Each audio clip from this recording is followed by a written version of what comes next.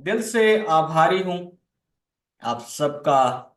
सुबह 5 बजे 1 घंटा सामर्थ्य के साथ 1 घंटा परमेश्वर की उपस्थिति में शंगाई बिन दवाई कार्यक्रम का आप हिस्सा बन सकते हैं।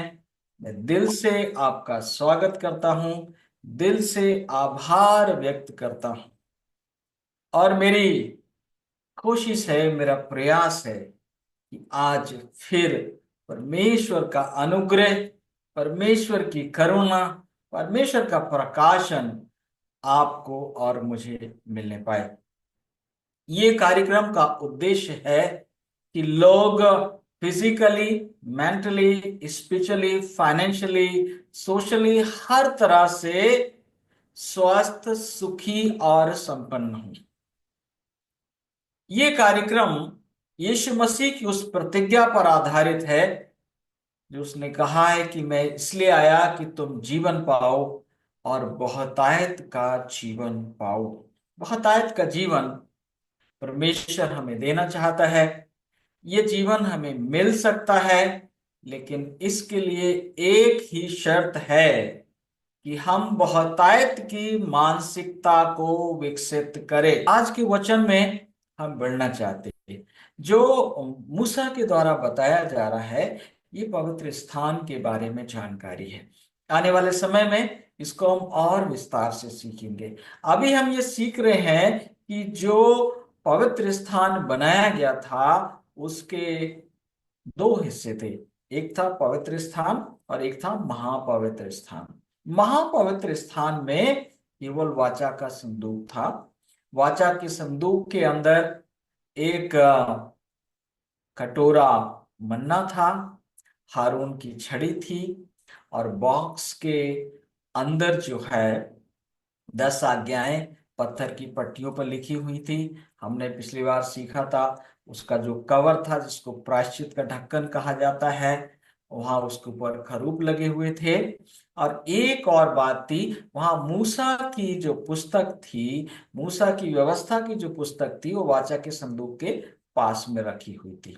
बात करें पवित्र स्थान की, तो पवित्र स्थान में 3 चीजें पाई जाती है। एक तो हमने सीखा था कल कि टेबल ऑफ शिव ब्रेड, पवित्र रोटी की मेज।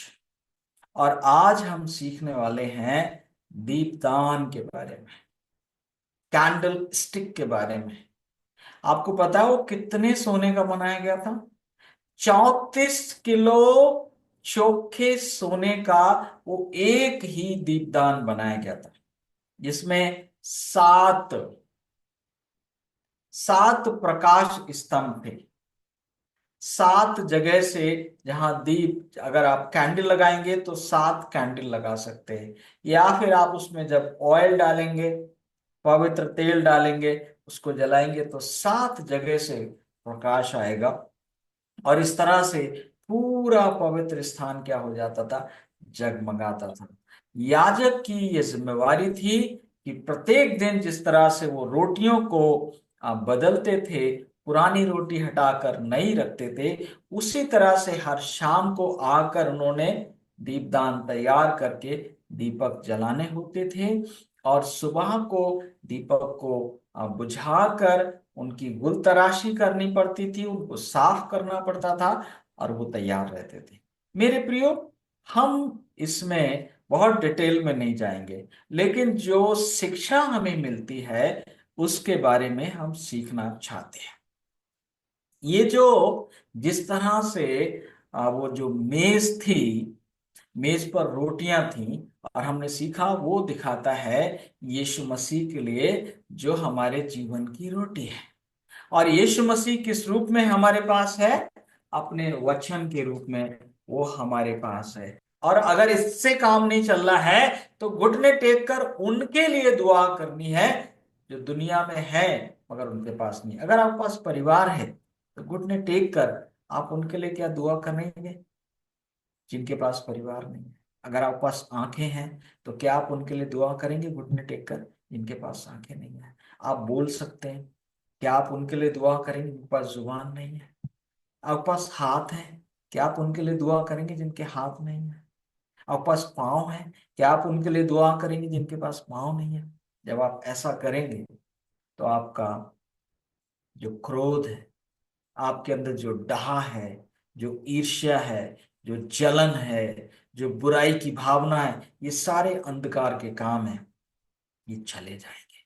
और आपको सच्चा आनंद जो आप दुनिया में खोज रहे हैं वो आपके अंदर मिल जाएगा, क्योंकि जहां प्रकाश है वहां जीवन है। अगर आप इस प्रोग्राम से आशीषित हुए हैं तो कमेंट में लिखिए आमीन, मैं आशीषित हुआ हूं।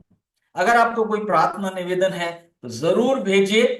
हमारी डिस्क्रिप्शन में हमारी मीटिंग, हमारे प्रोग्राम की सारी जानकारी आपको दी जाती है, आप हमसे संपर्क कर सकते हैं। प्रभु आप सबको बहुत ऐसे आशीष दे। इस सेवा के सौभाग्य के लिए मैं दिल से आभारी हूं और आप सबके लिए मैं दिल से दुआएं करता हूं। Thank you very much.